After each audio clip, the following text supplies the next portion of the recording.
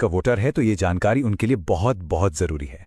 चुनाव आयोग ने सिर नाम का एक नया अभियान शुरू किया है जो सीधे तौर पर वोट देने के अधिकार से जुड़ा हुआ है। चलिए इसे जरा समझते हैं। देखिए, यह अभियान 2 फेज में होगा। पहला फेज 4 नवंबर 2025 से शुरू होगा, जिसमें बूथ लेवल ऑफिसर्स यानी बीएलओज घर घर आकर वोटर्स की जानकारी को वेरीफाई करेंगे। अब इस पूरी प्रक्रिया का जो आधार है वो बहुत सरल है। 2025 की जो वोटर लिस्ट है उसकी तुलना सीधे सीधे साल 2002 की लिस्ट से की जाएगी और इसी तुलना के आधार पर हर वोटर को ए से लेकर एफ तक 6 अलग अलग कैटेगरीज में बांटा जाएगा। मतलब 2002 की वो लिस्ट ही एक तरह से सब कुछ तय करने वाली है। तो सवाल ये उठता है कि किसी को कौन सी कैटेगरी मिलेगी। इसके लिए ना 2 मुख्य चीजें देखी जाएंगी। पहली, वोटर की उम्र, और दूसरी, 2002 की वोटर लिस्ट में उनके परिवार का नाम है या नहीं।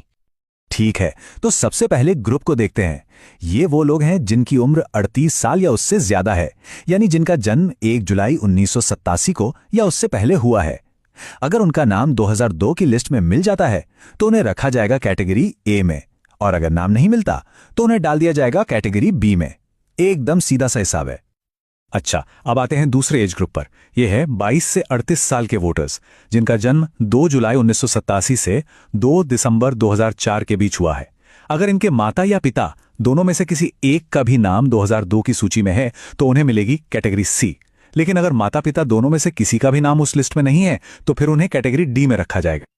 और आखिर में बात करते हैं सबसे यंग वोटर्स की, यानी 18 से 21 साल के वोटर्स की। यहां पर नियम थोड़े और सख्त हैं। इन्हें कैटेगरी ई में आने के लिए माता और पिता दोनों का नाम 2002 की लिस्ट में होना जरूरी है। अगर एक का भी नाम नहीं मिला तो उन्हें सीधे कैटेगरी एफ में डाल दिया जाएगा। तो ये जो A B C D categories हैं, इनका आखिर मतलब क्या है? इसका जवाब मिलता है हमें दूसरे फेज में। आपकी कैटेगरी ही ये तय करेगी कि आपको अपना वोट देने का अधिकार बनाए रखने के लिए कौन से और कितने डॉक्यूमेंट्स जमा करने पड़ेंगे, और कुछ मामलों में अपना वोट देने का अधिकार बचाने के लिए इतने डॉक्यूमेंट्स तक देने पड़ सकते हैं। चलिए इस टेबल को जरा ध्यान से समझते हैं। अगर कोई कैटेगरी ए में है तो बहुत बढ़िया, उन्हें कोई प्रूफ नहीं देना होगा। बी, सी और ई कैटेगरी के लोगों को सिर्फ अपना एक प्रूफ देना होगा। लेकिन कैटेगरी डी वालों को अपना और अपने माता या पिता में से किसी एक का यानी कुल 2 प्रूफ देने होंगे। और सबसे ज्यादा कैटेगरी एफ वालों को अपना और अपने माता पिता दोनों का मतलब कुल 3 प्रूफ पेश करने होंगे। और सबसे जरूरी बात, अगर ये प्रूफ नहीं दिए जा सके तो मतदाता सूची से नाम हटने का पूरा खतरा है। तो अब सबसे बड़ा सवाल, आखिर किया क्या जाए?